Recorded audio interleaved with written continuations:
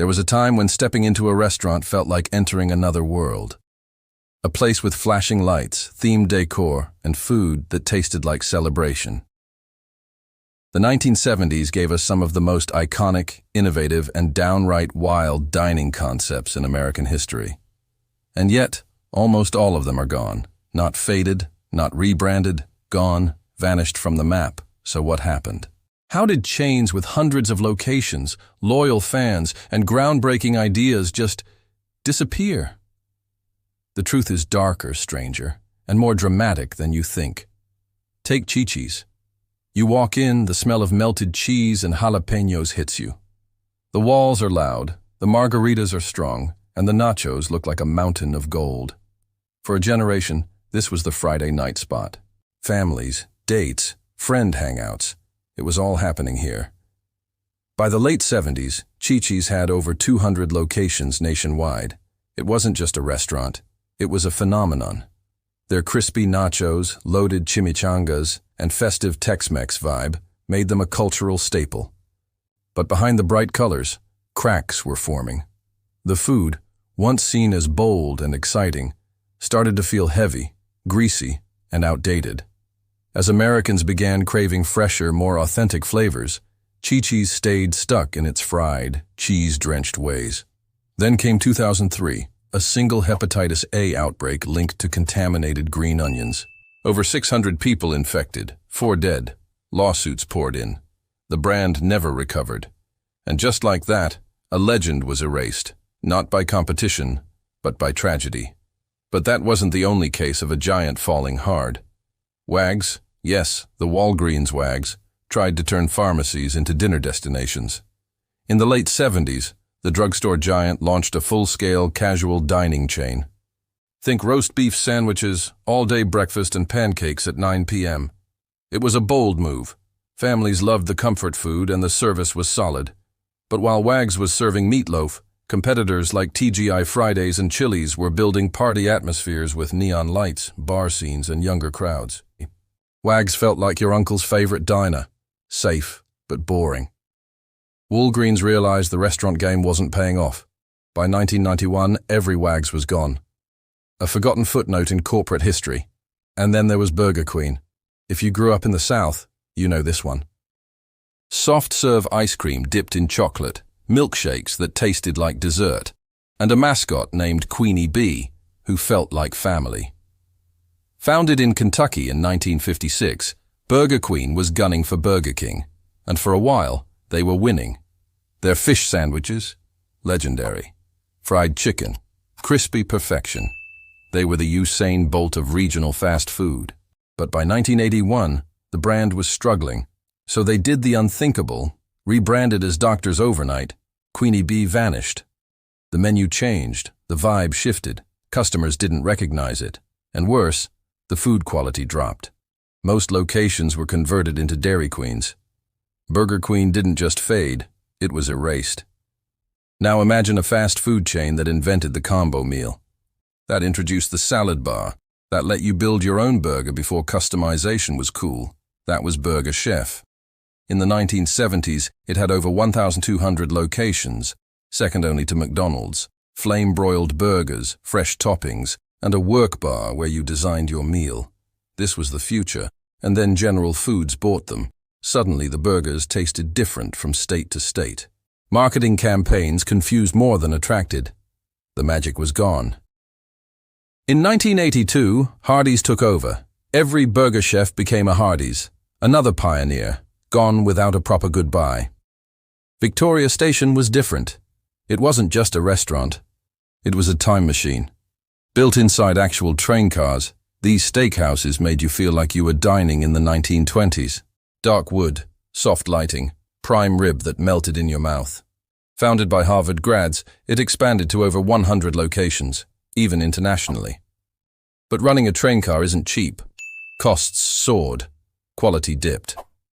While competitors updated their menus and decor, Victoria Station stayed frozen in time. By 1986, bankruptcy hit. By the 90s, every location was closed. A beautiful idea, killed by reality. Arthur Treacher's was the oddball. In a nation obsessed with burgers, They brought British-style fish and chips, battered cod, thick-cut fries, hush puppies, a full meal that stood out. At its peak, over 800 locations. People loved the novelty. But then the 80s hit. Health trends exploded. Fried food was suddenly the enemy. Supply chains for fresh fish became unstable. Interiors looked dated. Marketing failed to reach younger crowds. One by one, the locations shut down. A niche too narrow to survive. Bennigan's was the original casual dining king. Founded by Norman Brinker, the man who later shaped Chili S, Bennigan IS, was where middle-class America went to celebrate. Fried chicken that people still dream about. Big drinks, loud laughter. It wasn't fancy, but it felt alive. Today, about 15 Bennigans still exist, but they're shells. No more energy, no more spirit. The brand lives, but the soul is dead. Lum started as a hot dog stand in Miami. But these weren't just hot dogs. They were steamed in beer-soaked buns. And yes, they served beer, in a fast food joint, in the 70s. That was revolutionary. The vibe was more pub than drive-through, cozy, warm, intimate. But as chains like Wendy's brought speed and innovation, Lum's couldn't keep up. The novelty wore off. The locations vanished. A cult favorite, forgotten. The Brown Derby wasn't a restaurant. It was Hollywood. Opened in 1929, its most famous location was shaped like a giant derby hat. Movie stars dined here. Legends were made. The Cobb salad was invented on its premises. Walls covered in caricatures of stars. By the 70s, it had expanded, even into Disney World. But behind the glamour, money problems grew. The brand filed for bankruptcy. The hat-shaped building was demolished. A piece of cinematic history gone. Stuckey's was the road trip king. Pecan log rolls, gas, souvenirs, and a place to stretch your legs. Over 350 locations. A symbol of American travel. But then big travel centers took over. Bigger, faster, cheaper. Stuckey's couldn't compete. The stops disappeared. For millions, a childhood memory erased. Wimpy's tried to class up fast food. Real plates, silverware, no plastic. Their bender in a bun, a sausage sandwich, had fans. But quality was a gamble. Some locations were great, others barely edible. Customers stopped trusting the brand. By the late 70s, most US locations were closed. A good idea, ruined by inconsistency. Sandy's had a Scottish theme, bagpipe mascot, 20-cent burgers, thick milkshakes. It was fun, memorable, and expanding fast. Then they ditched the theme to look modern. Customers didn't recognize it. In 1973, Hardee's bought them. By 1979, every Sandy's was gone.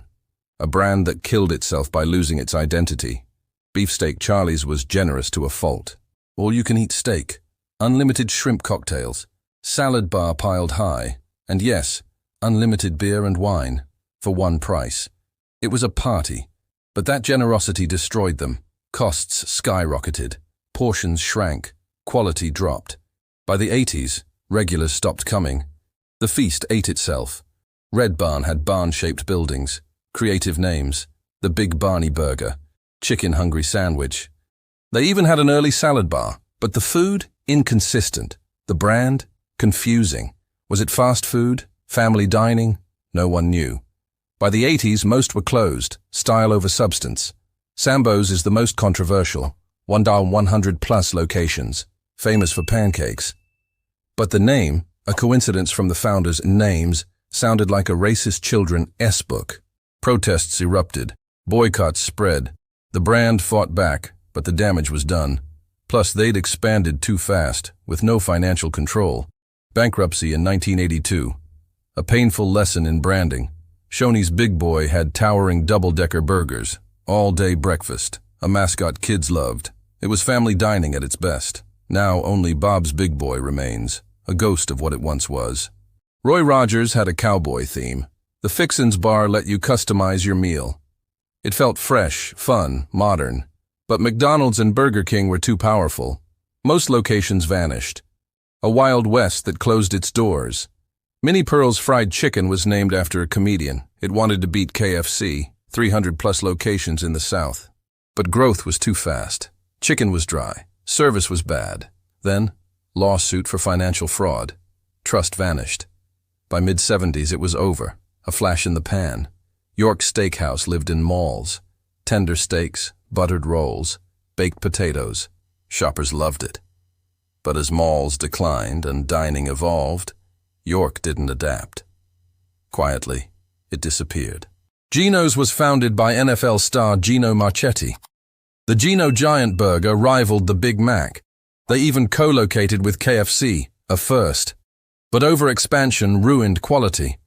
In 1982, Marriott bought them and turned every location into Roy Rogers.